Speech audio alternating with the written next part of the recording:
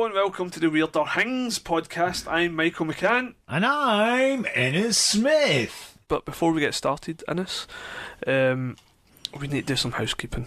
Do a bit of hoovering, dusting? Yes, for the listeners. Yeah.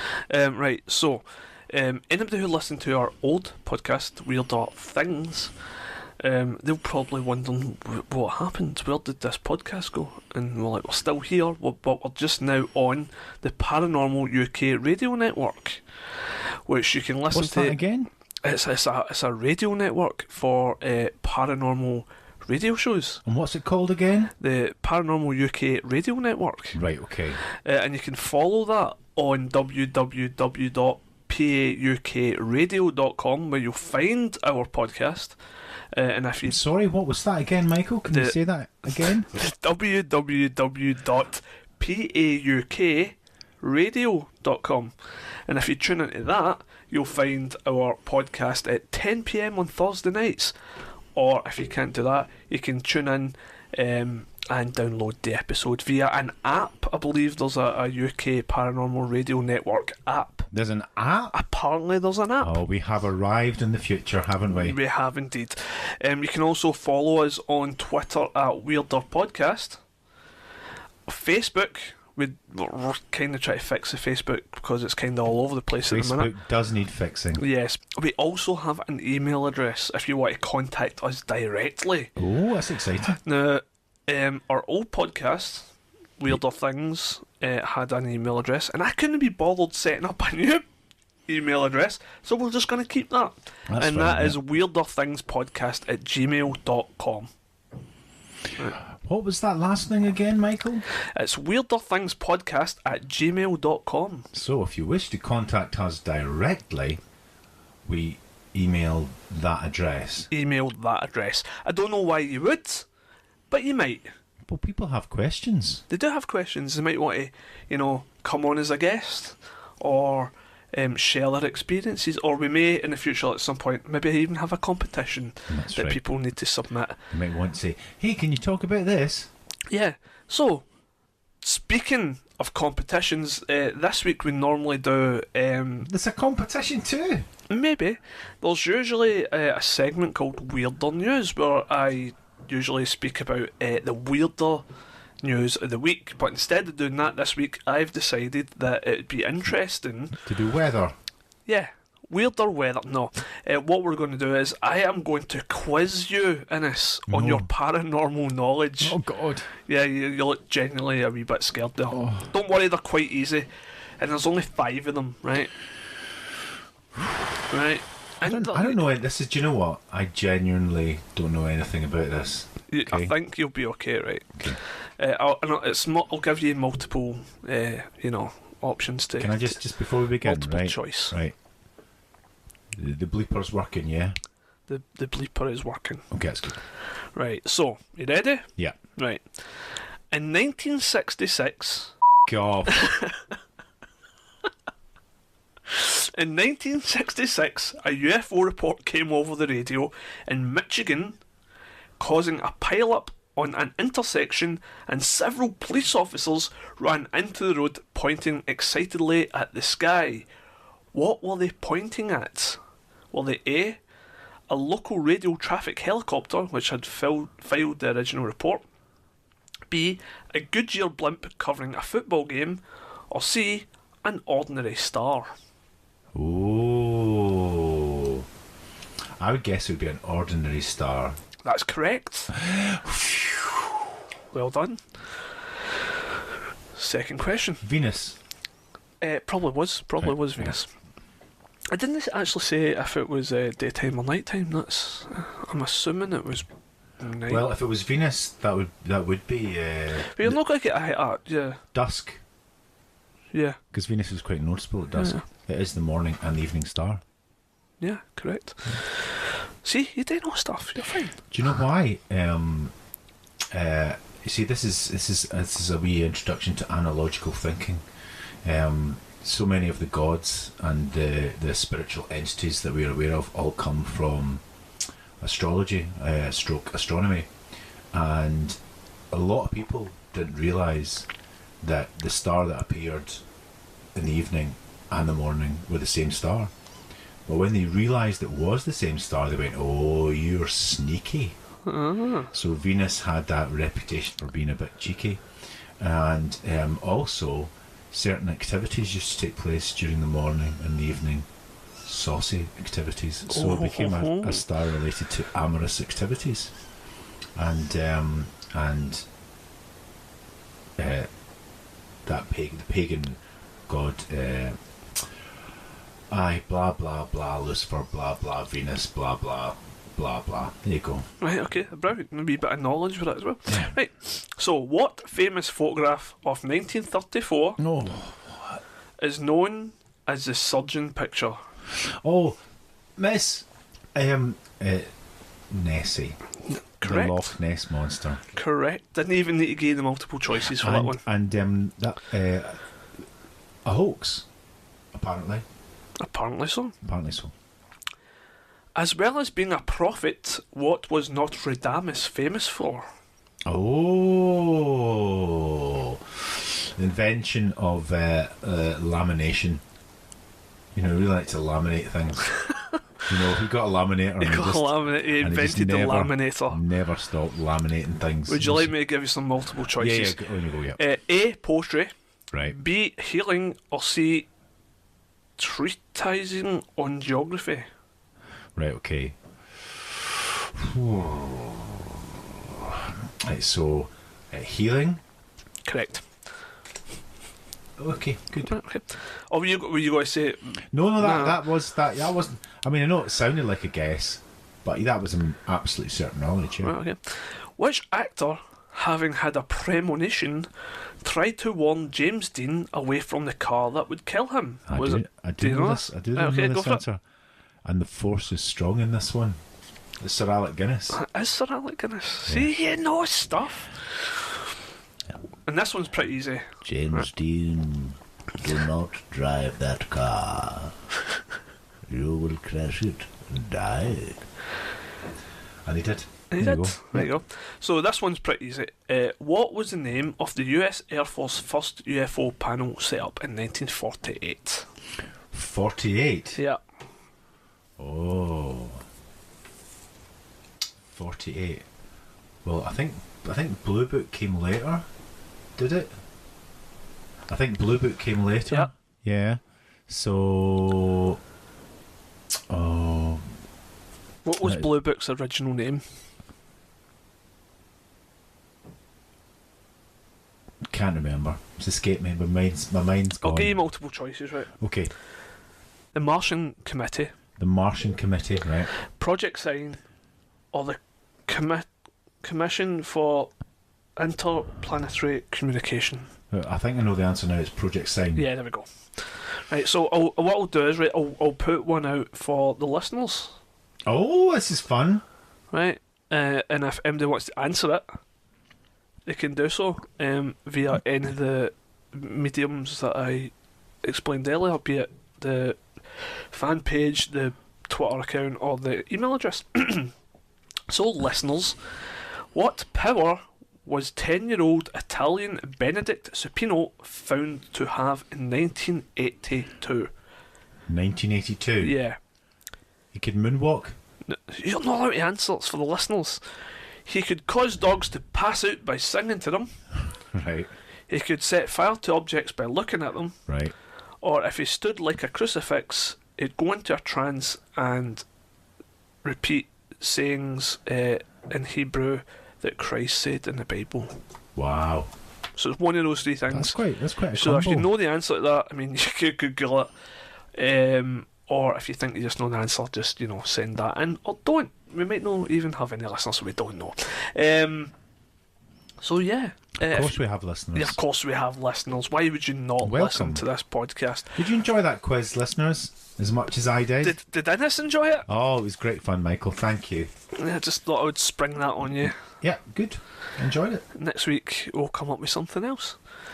Right, so this week's episode, Innes, please enlighten us to what it's about. Well, we thought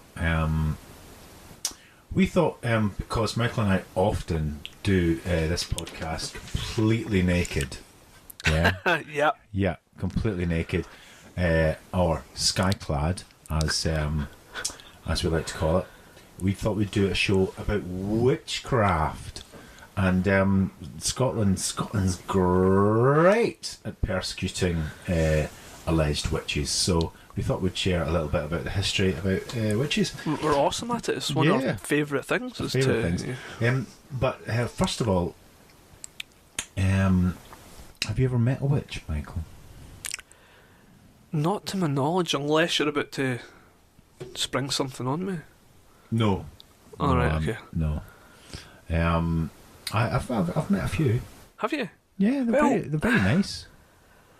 Generally speaking, do you know what the clue is? What? Pointy hat. No. Black cat. No. They've got a broom. No. Often wear purple. Oh. And drink herbal tea. Now that's a big clue. Well, I might. Now when you think about that, you think, yeah, I know a few witches. Yeah. See? Actually, purple's my favourite colour. Is it? Yeah. Maybe you are a witch. Could be. Would explain a lot. Yep. So the I reason hate cats, so I'm allergic to them. So we thought we'd talk a little bit about witches. At least in this, we might spend another podcast talking a bit more about witchcraft. But we thought we'd talk a bit about the historical perspective. And there was a very famous witch trial, infamous witch trial that happened in Scotland, and it was most famous because the sort of witch interrogator par excellence was not some Matthew Hopkins Witchfinder General. It was actually our king. So that King James? Yeah, that was quite impressive. So it was King James the Sixth and King James the Sixth actually united the crowns of England and Scotland, because when Queen Elizabeth died, she was the one with the white face and the ginger curls, and real ugly lady. Yeah, that's it. Black teeth, that's it. I'm sure she was delightful at one point. At one point, she would have been delightful. She's a 4. Well, okay, out of 3. No, it doesn't work that way, does it? No. Anyway, yeah. So when Elizabeth died, James came to the throne in 1603 and united the crowns of Scotland and England. But before that, he was our king, and he was very much interested in witchcraft. And the reason for that is because when he got married in 1590, he married essentially Princess Anne, who was sister of the King of Denmark. So Anne of Denmark was his missus. He went in a little fleet on a ship across the North Sea, picked up his queen, and he was heading back to Scotland when there was a terrible storm, and the storm was so bad that they actually had to rock up and spend some time in Norway. God, must have been terrible for them. Must have been. It was delightful. You know, we've probably got lots of Norwegians listening. You can't say that. I was being facetious. Right, ooh, long words. Yeah, I bought a thesaurus. Yeah, so they had a great time in Norway, constantly partying. However, they were very worried about the storm, and basically the Danish admiral suspected that the reason that they had such a terrible storm was because he'd recently insulted some geezer back in Denmark, and he thought, I bet his wife's a witch. Yep. And through her satanic powers has raised the storm. And isn't that always the case? Isn't that always the case? Yeah. And like often these witch panics, it always has to start somewhere, and that's actually where it started. It actually started in Copenhagen. So people were tried and executed. And when King James eventually got back to Scotland, he was like, oh, well, if those witches were raising storms in Denmark, trying to stop me and my new queen from getting home, maybe they might have had co-conspirators in Scotland. And sure enough, one popped up. So there was a wee bit of, kind of the usual background amount of witches being accused here and there, but this became like a witch panic, and it started with Gellie Duncan. Now, Gellie Duncan from Tranent, or Tranent, in Lothian. Basically, she was a healer, so she might have just been dishing out back rubs and chamomile tea. We don't know, but Tranent, just for listeners don't know it, is East Edinburgh. It's just outside of Edinburgh. There you go. And so she was. She might have just been a delightful herbalist, but basically, how about this for the worst case scenario in terms of marketing? She was so popular because of her news spread. She is brilliant. We don't know what the ailments were. Maybe some kind of swollen gland. Okay. Clubfoot. Right. Okay. Itchy ear. You get sometimes a really itchy ear. Yeah. Yeah. Well, maybe she sorted all of that out, and somebody went, "Oh shit, that was amazing." That was really almost itchy ear. She's like, "Have you tried scratching it?" Yeah, and that's a it's a miracle. Yeah. So news got around it was a miracle, and basically, the locals like, "Oh, a miracle, eh?" Or was it? Was it a miracle from God? Or so basically, she was tortured, the poor soul, and they found a witch mark. Now, a witch mark. This was an idea. How do you know somebody is a witch?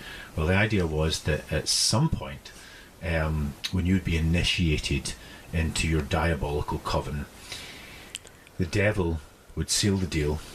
He would. It would seal the deal, and he would make his mark upon you. Now, the idea was some countries thought that this was some kind of nipple from which demonic familiars could suckle. Or a nupple. A nupple. And other people thought this was actually the devil's signature. It was like his contract with you. So basically, it was kind of just like if you had a mole. Essentially, and you had these professional witch hunters called a delightful name called prickers.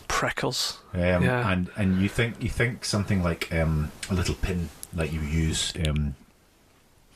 if you're a seamstress, but no, these things resembled very sharp screwdrivers with big long handles. Yeah, so kind of like knit needles. Yeah, serious big things. Yeah. And as soon as they found something that either wouldn't bleed or you couldn't feel, they would say, "Oh, that's you. You are." Yeah, I think there is actual spots on your anatomy that if you do prick it, it doesn't bleed, and I think they figured this out. Yeah. And would just poke people like they wouldn't be obvious and like just go straight for that point. They would like poke a wee bit, get you bleeding, I'll talk a wee bit more about prickers in a bit. I love prickers. Yeah, that must be where the word prick comes from, right? He's a bit of a prick. It could be. As in not a nice person. You prick. I have several anatopical gags associated with the word. Alright, okay. Yeah, basically, the century after the North Berwick witch trials, there were a couple of infamous prickers, and one of them was actually called John Dick. Alright, okay. And he would have been Dick the Pricker. So there you go. Anyway, back then there was loads of weird. People had lots of weird names though. They had like Dick and Fanny and all that. I'm going to need to really use a bleeper this week. Yeah.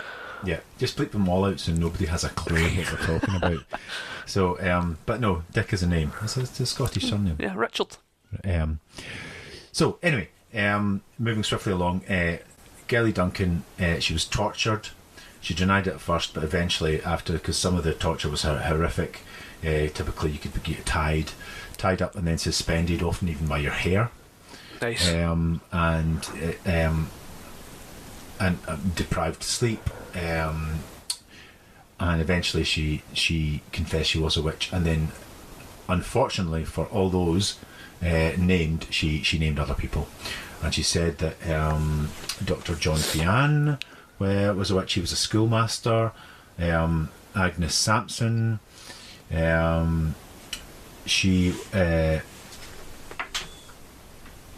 I can't remember what Agnes Sampson was.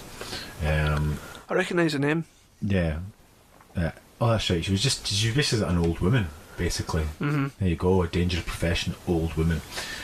Barbara Napier, she was never getting into the kind of... This is why it was such a big story at the time, because another person accused was Barbara Napier, who was the widow of the Earl of Angus, so we're getting the aristocracy, nobility being dragged in.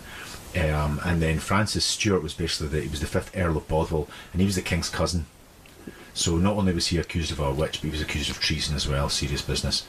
And another person was Euphemia MacLean. She was the daughter of the Laird of Cliftonall. So you've got basically from the more lower ends of society right up to the top.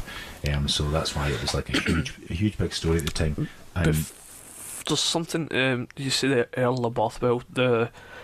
It's quite interesting because James's mother was Mary Queen of Scots. Yes. Who had an affair with the Earl of Bothwell. Yeah. Probably not that one a few prior. prior one. So maybe something to that. Maybe.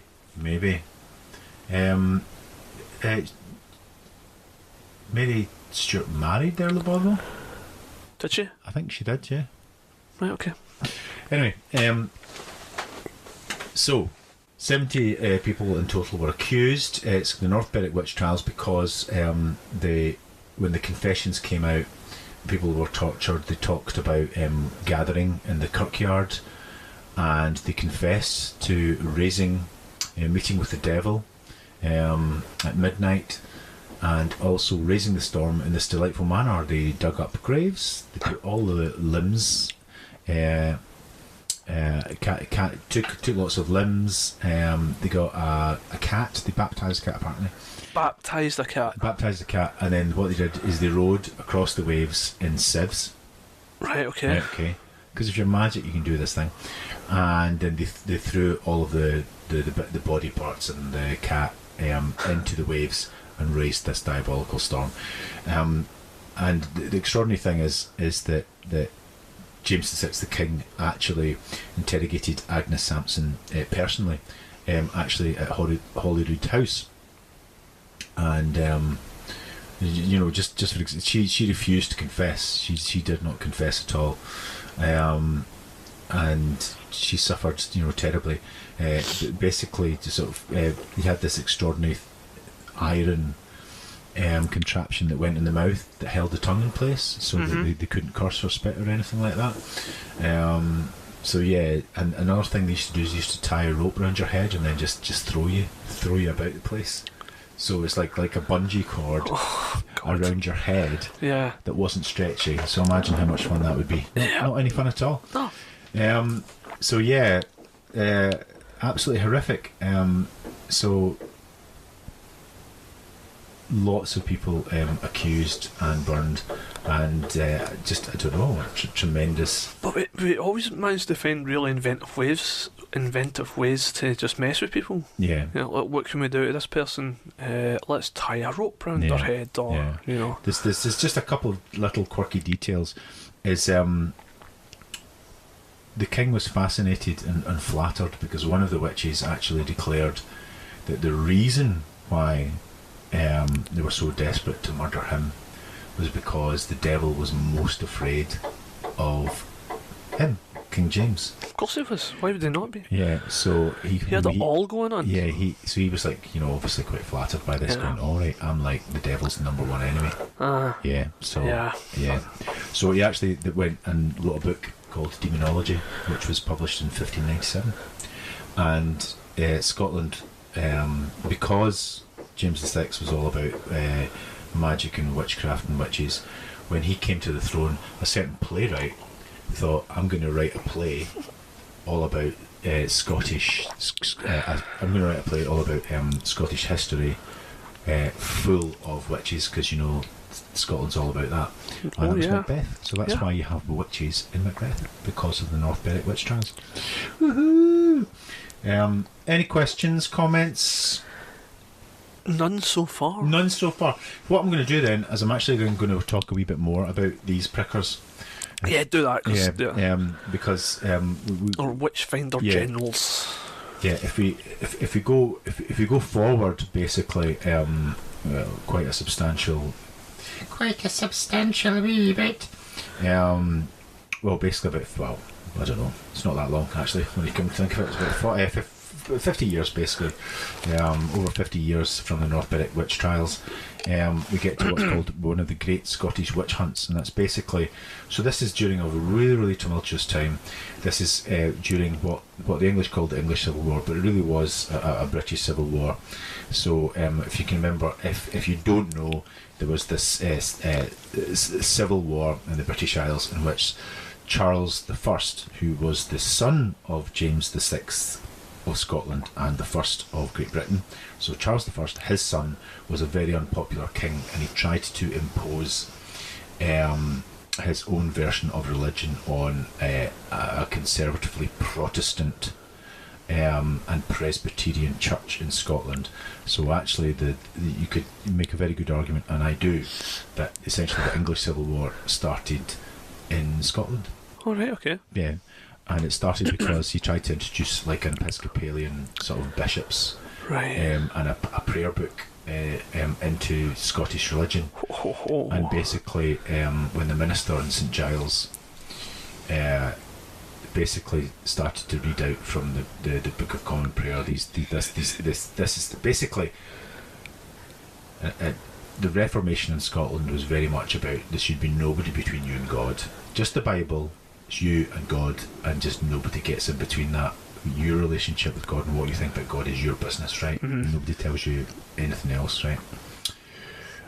And so when Charles I tried to do something differently, he wasn't popular at all. And basically, so St Giles Cathedral, I think 1638, a wee woman in the front row called Jenny Geddes, there's still a wee lane named after her, picked up her prayer stool and threw it at the minister.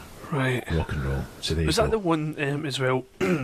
he started reading from it, and the congregation were like, "What are you doing?" And he just like whipped out 2 pistols.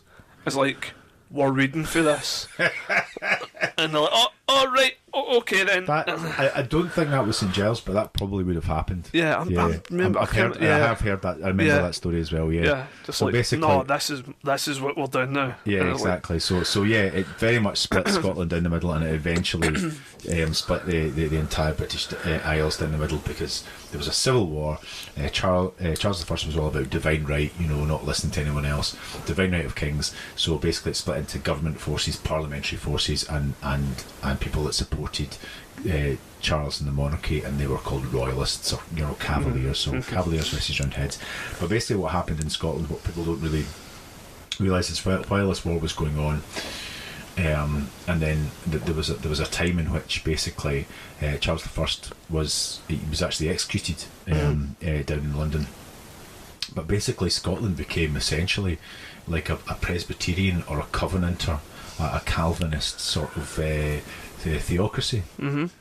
So if you can imagine government by Church of Scotland, but not even like cheery guitars and tambourines Church of Scotland, right? Okay. Like really dour, hardcore Church of Scotland, and the reason why, basically, out of all the countries that burned witches, Scotland was right up there in terms of proportionally to population. Yeah. We burned a lot, and the reason for that is because the judicial decision to basically burn a witch or accuse a witch, it was all local parishes, so it was very much devolved.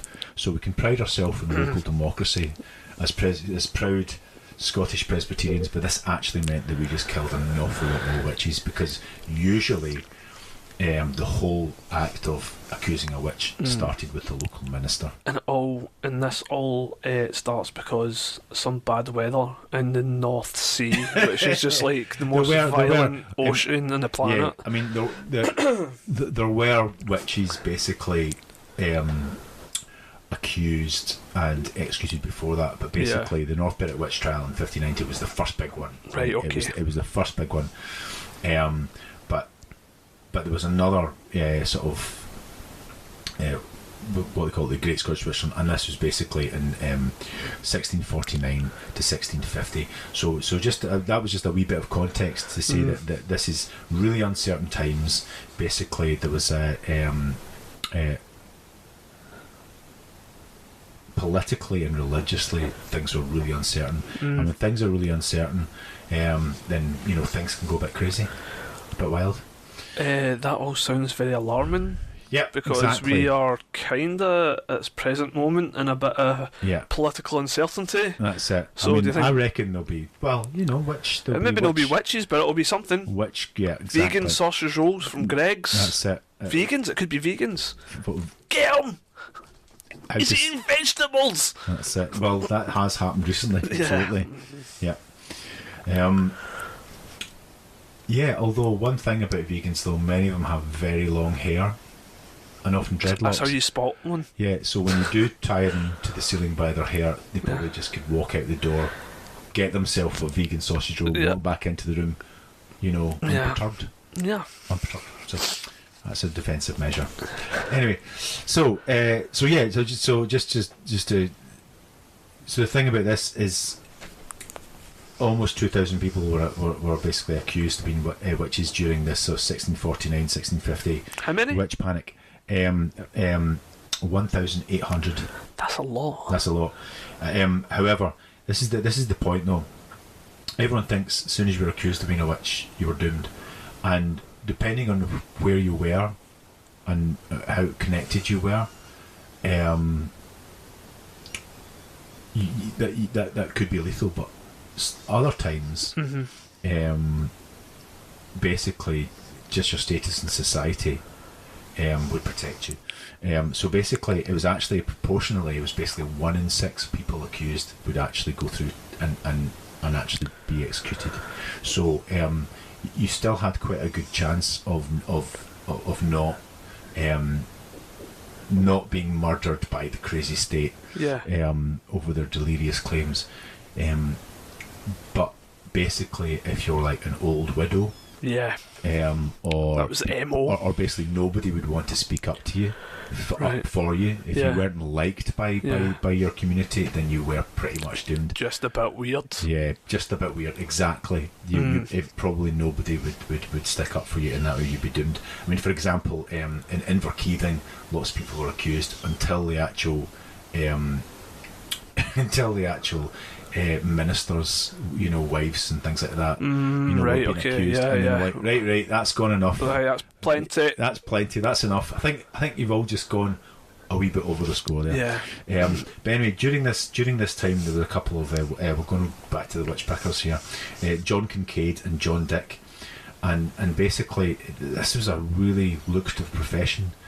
Sometimes they were paid basically like a shilling a discovery. They were well paid. Yeah, well paid, and some of them were really well paid, and they could actually afford servants, so they could travel about with their servants. Not bad work if you could get it. However, it's that idea that even though there are witch crazies and people are a wee bit hysterical and get carried away, there's always a point in which people go, hey, wait a minute, and John Kincaid himself, basically, he just went a bit too far. Is basically one of his one of those accused, and he said, don't worry, I'll find the witch, is he basically pricked him so much and so hard that the guy almost bled to death. The accused almost bled to death. Right. And so when people examined this poor guy, covered, looking like he's got measles or something like that, chicken pox, with the amount of holes in him, blood everywhere, I was going, are you actually good at this job, or are you just some mad sadist with a screwdriver stabbing poor folk? And so they actually arrested him, put him on trial, and he confessed to actually, I do kind of make it up. Yeah. And he was actually bailed, and he was bailed for, and at the time, £1,000. That is that's £1 million in today's money. Which he managed to pay, which is extraordinary. Really? Yeah. So that's how well paid they were then. Exactly. They had £1,000 in the 1600s. Yeah, but basically said, you can't do it again. But some people that did accuse people, false accusations were actually tried and executed themselves. But I mean, it's one of those. This is I will just quickly round this off with why did all this witch craziness actually come to an end. And it really came to the end because there was a thing called the Witchcraft Act. Right. And the Witchcraft Act actually came into effect in 1735. So 1735, so if people can imagine wigs, but not too big wigs, kind of small wigs, nice coats, waistcoats, breeches, stockings, Yep. nice shoes, that kind of thing. And basically it was then illegal. The Witchcraft Act made it illegal to accuse anybody of being a witch or having magical powers. Right, it became illegal to actually accuse someone. Yeah. So if you accuse someone of being a witch, you'd be arrested. Yeah. And funnily enough, that stopped witch hunting immediately. However, Scotland can still claim its preeminent place as being mad crazy on killing innocent women. Yep, loved it. Because the last person accused and executed for being a witch was in Scotland. Yep. And it was in Dornoch in 1727. So obviously not long before the Act was passed, just 8 years before the Act was passed. And the real tragedy is this gives you basically, I think, all you need to know about one of the main reasons why people are accused for witches. Basically, and the thing is, this poor woman, is we don't even know whether or not her name was the actual name which is recorded, which is Janet Horn or Jenny Horn. Because the thing is Janet Horn or Jenny Horn was actually a very common nickname for a witch. Oh, right, okay. It's like the equivalent of Jane Doe or John Doe. Okay. So we don't even know if that was actually her name, but basically she was an old widow that was obviously starting to suffer from dementia. She was going senile, right, and, okay. and the killer blow was that she had a disabled daughter who had club feet.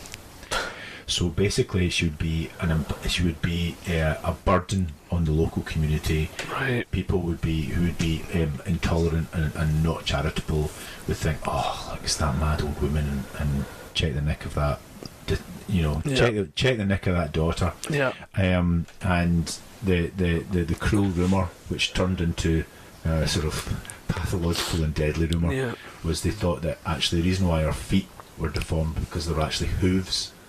And her mother would ride her like a magical pony to the Sabbath to meet with the devil.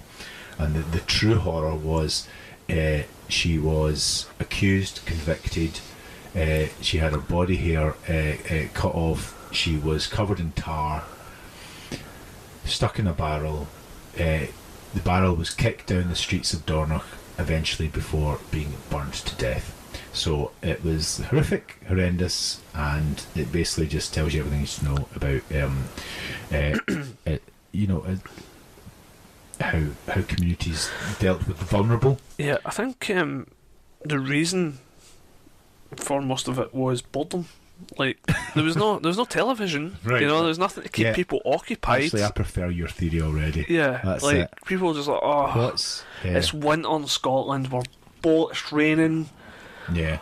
What we're going to do? What's for tea tonight? Bowl or something. Yeah, go and find something and just stick it in a stew. Just people just bored. Utterly dark winter nights. Just a couple hours of daylight. Just I need something to entertain me. Just that old biddy down the street with our weird daughter. And then they just start rumours, and it reminds me, I used to work in a place. And in the winter time, it would be very quiet, right? Yeah.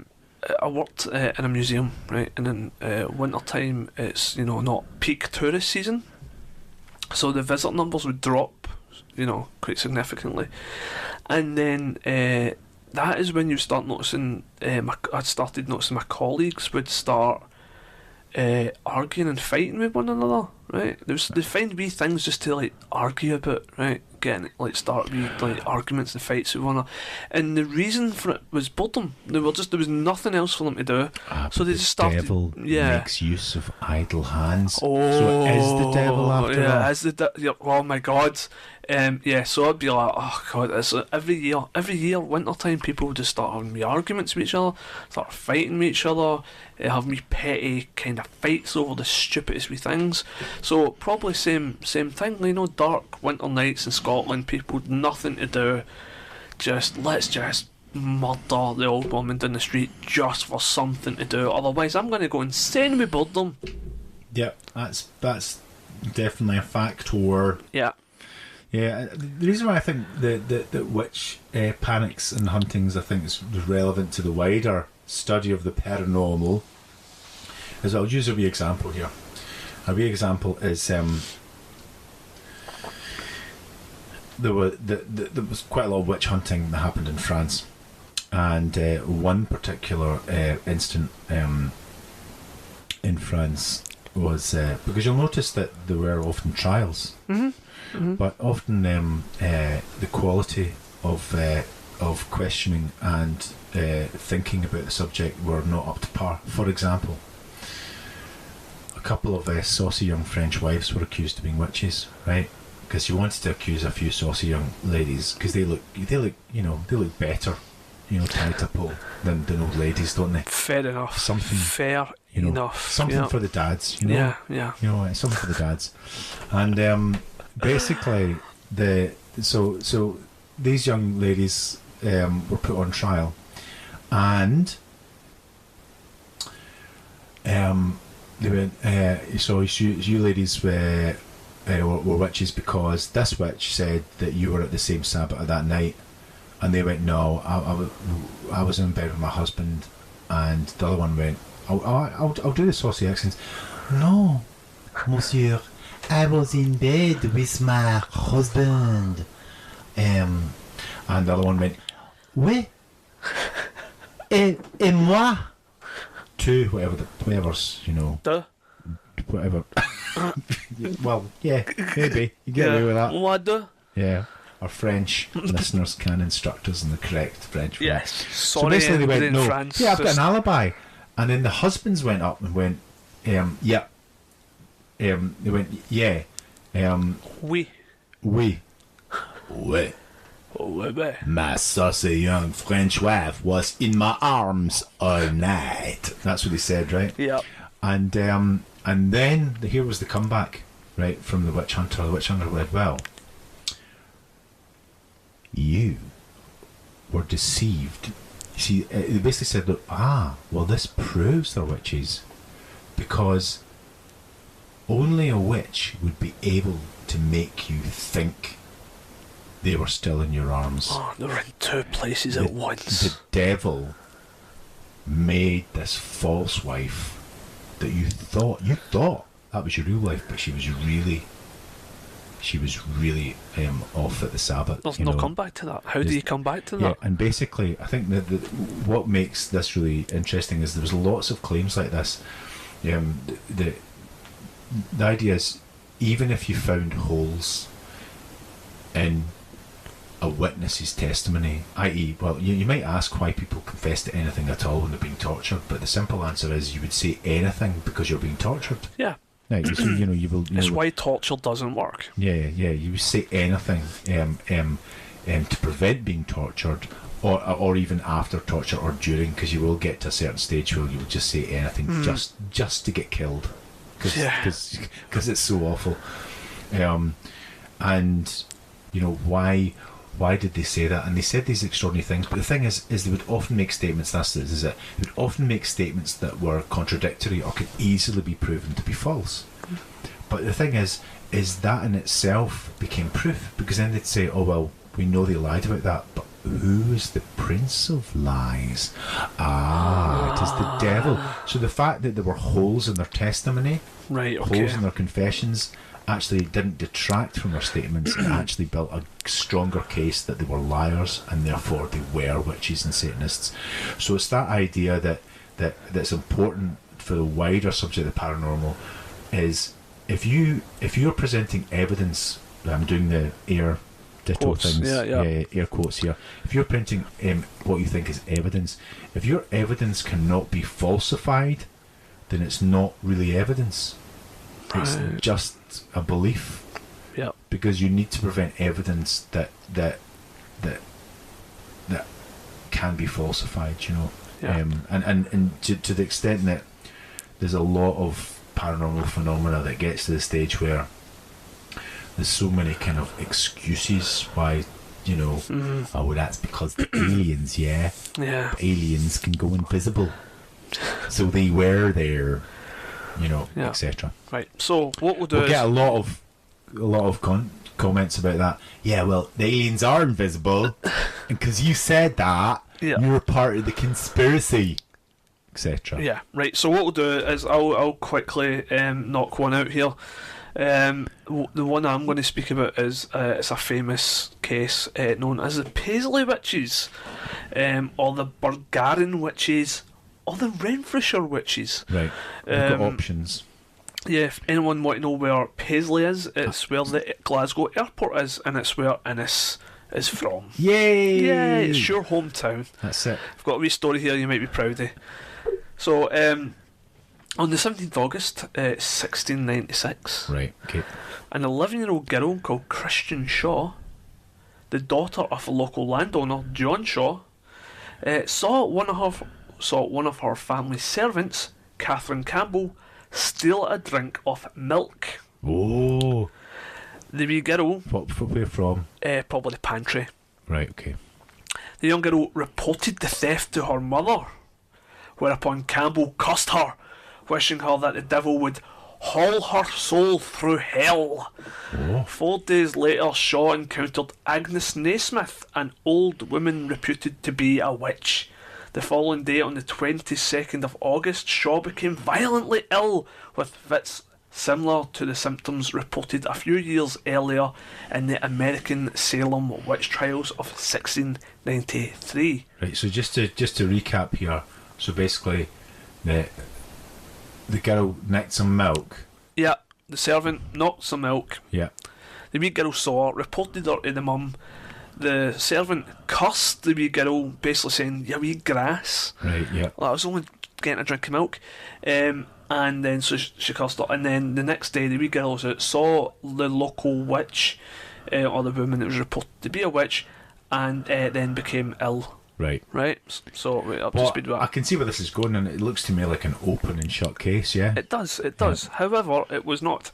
After 8 weeks, Shaw's parents took her to see the eminent Glasgow physician Matthew Brisbane, who could find no cause for her symptoms. For 8 days after her visit, Shaw seemed to be recovered, but then the fits returned, and then with increased violence, she would become stiff as a corpse and be senseless and motionless. So she was ill. So the parents took her back to the doctor in Glasgow. The little girl started pulling balls of hair out of her mouth that she had claimed had been put there by those who were afflicting her. Oh, interesting. Yeah. Yep. Soon she began to pull other trash from her mouth, including straw, coal, gravel, chicken feathers, and cinders. Wow. During her fits, she was sometimes heard to be talking to the invisible Catherine Campbell, pleading for a return to their former friendship. Wow. Right. So the doctor came back, couldn't find a cause for this, so the family consulted the local parish minister, and he concluded that the girl be possessed and being tormented by witches, a common occurrence in England and Scotland, and a central element in the Salem witch trials a few years earlier. I have to say though, I was quite sceptical about all my stuff, but I think yours is all true. Yeah. Yeah. I can see me being an active participant in this Paisley witch trial. Burn them! I'd be down there. Like, well, no. Burn them! She was initially identified. The girl named her tormentors, and initially identified only Catherine Campbell and Agnes Naismith. But as time wore on, she implicated others, and eventually 35 people were accused. Oh man! 10 male and 20 female. The genders and identities of the remaining 5 are unknown. Ooh. So, at the request of the Presbytery of Paisley, the Scottish Privy Council set up a commission to investigate the case under the chairmanship of Lord Blantyre. The hearing opened on the 5th of February 1697. The Commission's task was to decide whether there was a prima facie case against those by Shaw before they were committed to trial. 7 were subsequently summoned to appear before the Second Commission in Paisley: Margaret Lang, John Lindsay, James Lindsay, John Reid, Catherine Campbell, Margaret Fulton and Agnes Naismith. They were charged with murder and tormenting a number of people, including Catherine Shaw. Their advocate, or the lawyer, James Robertson, argued that the prosecution was obliged to rule out the possibility that the events surrounding the case could be explained by natural causes before a conviction could be easily or safely secured. The doctor gave evidence stating that he had been able to find such a cause for Shaw's condition. The minister, who was from North Paisley, delivered a sermon to the Commission. It was commonplace at the time for members of the clergy to preach to the court in Scottish witch trials. But they weren't... That'd be some gig. Yeah, I know. But they were frequently not instrumental in securing convictions, which is kind of good to hear. Hutchison placed a great... So they all just sat there listening. Yeah. I just went, yeah, whatever. So he brought in the whole witch mark thing, and it was like, the witch mark. But then the doctor was like, yeah, you know what, that's not really a thing. So that wasn't none of that played part in this trial. Interesting. So that was ruled admissible in court. Yes, by the doctor. The jury, confronted by a threat from the prosecutor that if they acquitted the defendants, they would be an accessory to all blasphemies, apostasies, murders, tortures and seduction. So he basically said, yeah, if you don't do this, then you're part of it. Man, that's some threat. Yeah. You can't really make a decision after that, really, can you? All 7 were found guilty. Yeah, no wonder. Yeah. So they were to be executed. One of those convicted, James Reid, committed suicide by hanging himself in a prison cell using his handkerchief attached to a nail in the wall. The remaining 6 were hanged and then burned on the Gallows Green in Paisley on the 10th of June 1697. The last mass execution for witchcraft in Western Europe. Wow, Paisley. Yeah, John and James Paisley. Lindsay. Yeah, John and James Lindsay, brothers of Formacken Mill near Houston. That's in near Paisley. Aged 11 and 14 respectively, held each other's hands as they were hanged together. How old? 11 and 14. They hung them together and they held. That's just horrible. That's awful. Do you know the nickname for people that come from Paisley's is Buddy? Yeah, buddies. Which means friendship. So so there you go. Yeah. Buddies to the end, eh? Yeah. Before being dispatched, Margaret Fulton appeared to have become... Catherine Campbell, having been carried struggling and screaming to the gallows, called down the wrath of God and the devil on her accusers. That's not going to help her case. Yeah. Before being dispatched, Margaret Fulton appeared to have become insane and spoke cheerfully about visits to Elfland and the abode of the fairies on the backs of magical horses. Yeah. Margaret Lang admitted to consorting with the devil, but she said she had renounced sin and was reconciled with God. Agnes Naismith laid a dying woman's curse on everyone present and their descendants. And their descendants? For many years afterwards, after every tragedy in the town was blamed on the witch's curse. Yeah, I think that explains everything, Yeah. One account of the execution states that some of the condemned were still alive when their bodies were burned, and that the executioners borrowed a walking stick from an onlooker with which he would push their victims' moving limbs back onto the fire. Its owner, Miss Mark Canavan, refused to take it back after had been contact with the witches. Wow. Yeah, so that's Paisley. What a lovely, lovely place. So anybody out there who wants to come to Scotland, visit Paisley. Yeah. It's where the airport is. Yeah. Yeah. Yeah, wow. That's delightful. I know there's quite a lot of young children. There was, I think, a young girl of about 11 or 12. I think I talked about this the last one, who was pressed to death in Stonehaven, basically. Piled rocks on top of her. And but yeah, most of these witches I've talked about that were burned were strangled first, which doesn't sound. Yeah, they're just kind of unconscious when they burned them alive. Yeah, it doesn't sound nice, does it? And the famous one is in Edinburgh, was in Norloch, where they used to dunk the witches, which is where Edinburgh Castle is. It's now Princess Street Gardens. If you're anywhere else in the world, Google it, and you'll be able to see Edinburgh Castle. And in front of Edinburgh Castle, between Princess Street and the castle, is like a civic park, but it used to be a lock, and they used to dunk the witches in there.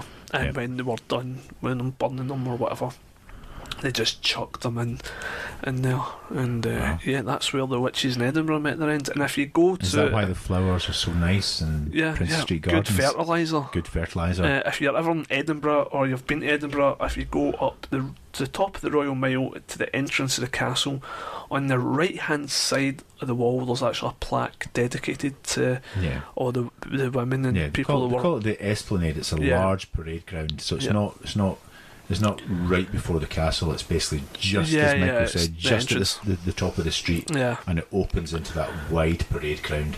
It's just a wee Art Nouveau style fountain. It's lovely, just on the right hand side, and it's dedicated to all the people that were murdered as witches. Murdered. Do you think there are real witches, Michael? Well, there's people out there who practice the art of magic.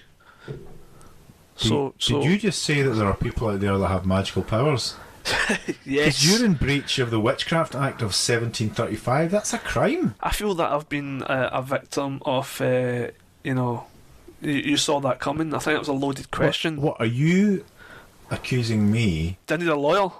No, I'm just saying that if you're now accusing me, is that a false accusation? I think this is entrapment. I don't like this. No, is somebody's going to kick the door down in a minute? Hey, you're coming with me! Yeah, because this is I think the Witchcraft Act is what the fraudulent mediums, they tried to lock up fraudulent mediums and during the First and Second World War, and the act they used was the Witchcraft Act. Right. I do believe. Oh, what were we like? Oh, the fun we had. Yeah. How long have we been talking for? We have 3 minutes to wrap this bad boy up. Wow, well we did alright, didn't we? We did. We got some Scottish witchcraft out there. Yeah. Yeah. Yeah, I think witches are great. Yeah. I think they're fantastic people. Yeah. And we really hope they don't get hunted or executed. Yeah. Don't do that, kids. Apparently it still is a problem in the world. Do you know that? Yeah, in places like Africa and stuff like that. Yeah. But we'll wrap this bad boy up. What are we talking about next week, Ennis? We're going to be talking about haunted Glasgow. Our hometown. Yeah. Our hometown. So we'll be looking at some famous Glasgow haunted places and stuff and stories. Yeah, so some old ghost stories and some newer ghost stories and a few nuggets about Glasgow and its ghosties that you may not be aware of. So please tune in next time. Yes, and we'll see you then. Thanks for listening and goodbye. We love you. Keep listening. And you can contact us through all the mediums at the start. Okay. Bye. Bye. Do you love them? Do you love them? Sure, why not?